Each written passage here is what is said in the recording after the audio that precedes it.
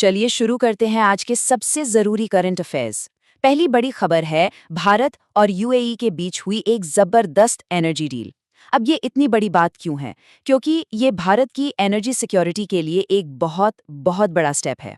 Deal हुई है UAE की एडीएनॉक और अपनी एचपीसीएल के बीच, और डील की वैल्यू पूरे $3 बिलियन।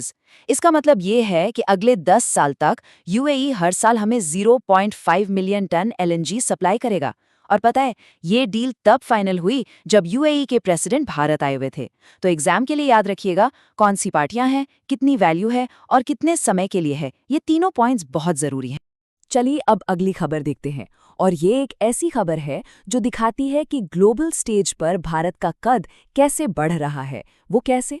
भाई, भारत की जो एजेंसी है आईरिडा, मतलब Indian renewable energy development agency, उसने अपना पहला इंटरनेशनल ग्रीन लोन दिया है।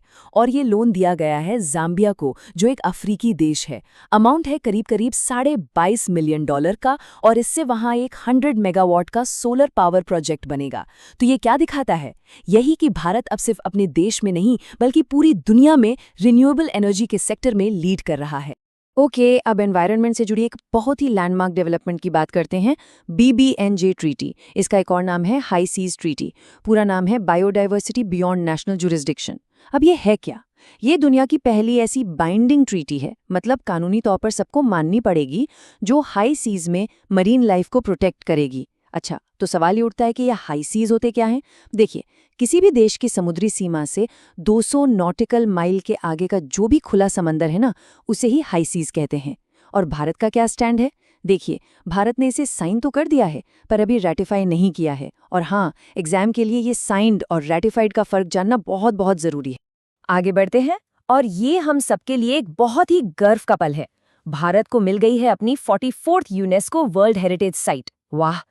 2025 में मराठा मिलिट्री लैंडस्केप को ये दर्जा दिया गया, और इसमें एक दो नहीं बल्कि महाराष्ट्र और तमिलनाडु के 12 किले शामिल हैं। और रुकिए, एक और बढ़िया खबर है। रिस्पॉन्सिबल नेशन इंडेक्स 2026 आया है, और उसमें 154 देशों में भारत की रैंक है 16th।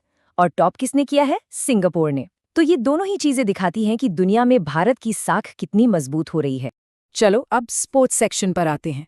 सबसे पहले एक लेजेंड को फेयरवेल। जी हाँ, साइना नेहवाल ने इंटरनेशनल बैडमिंटन से रिटायरमेंट अनाउंस कर दिया है।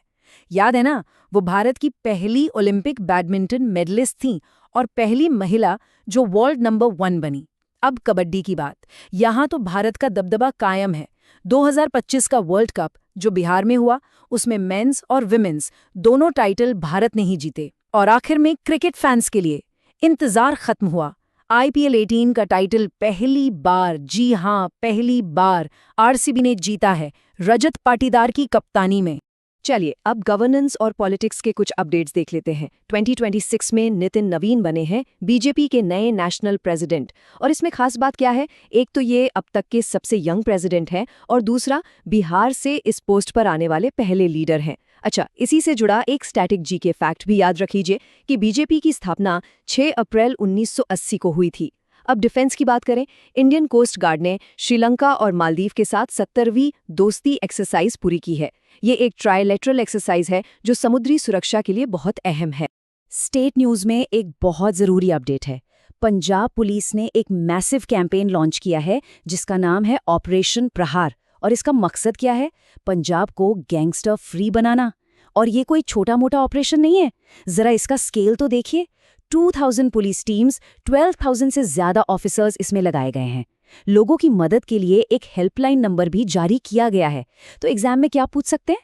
ऑपरेशन का नाम और कौन सा स्टेट, यानी प्रहार और पंजाब। अब साइंस इन टेक से कुछ बहुत ही अमेजिंग अपडेट्स हैं। पहली, महाराष्ट्र के वेस्टर्न घाट में एक नए रेयर एम्फिबियन की खोज हुई है। ये जमीन के नीचे रहता है और इसका नाम है गिग्नोफिस वाल्मीकि। और दूसरी खबर तो और भी बड़ी है, हम सबके लिए गर्व की बात है। आईएसआरओ ने देश का पहला स्वदेशी 32 बिट माइक्रो प्रोसेसर चिप बना लिया है जिसका नाम है विक्रम। ये मेक इन इंडिया के लिए एक जबरदस्त अचीवमेंट है। और आखिर में एनवायरनमेंट से जुड़ी एक खबर। साल 2025 को ग्लेशियर ईयर के तौर पर मार्क किया गया है। ये एक रिमाइंडर है कि हमें अपने ग्लेशियर्स को बचाना ही होगा। अच्छा, अब कुछ और इम्पोर्टेंट वन लाइनर्स देख लेते हैं जो एग्जाम में सीधे सीधे आ सकते हैं। सबसे पहले सरकार ने एमएसएमई सेक्टर के लिए नई लिमिट्स तय की हैं। इन्वेस्टमेंट लिमिट है 2.25 करोड़ और टर्नओवर लिमिट है 10.5 करोड़। ठीक है। आगे खेलो इंडिया विंटर गेम्स का जो 6th एडिशन है वो लेह लद्दाख में होगा और 72nd मिस वर्ल्ड का खिताब जीता है थाईलैंड की ओपल सुचत ने। तो ये कुछ क्विक फैक्ट्स हैं, इन्हें जरूर याद रखिएगा। और दोस्तों, आखिर में थोड़ी सी मोटिवेशन। भारत में लेप्रोस्कोपिक सर्जरी के पायनियर डॉक्टर सी पलानीअप्पन ने अपनी ऑटोबायोग्राफी में सक्सेस के 4 पिलर्स बताए हैं: डिसिप्लिन, करेज, हार्ड वर्क और सेल्फ बिलीफ। और सच कहूं तो आपकी तैयारी की जर्नी में भी ये 4 स्तंभ ही सबसे ज्यादा जरूरी हैं। यही वो फाउंडेशन है जिस पर कामयाबी की मंजिल बनती है। तो हमेशा एक बात याद रखिए, नो स्ट्रगल नो प्रोग्रेस। अपने लक्ष्य पर नजर रखिए और बस मेहनत करते रहिए।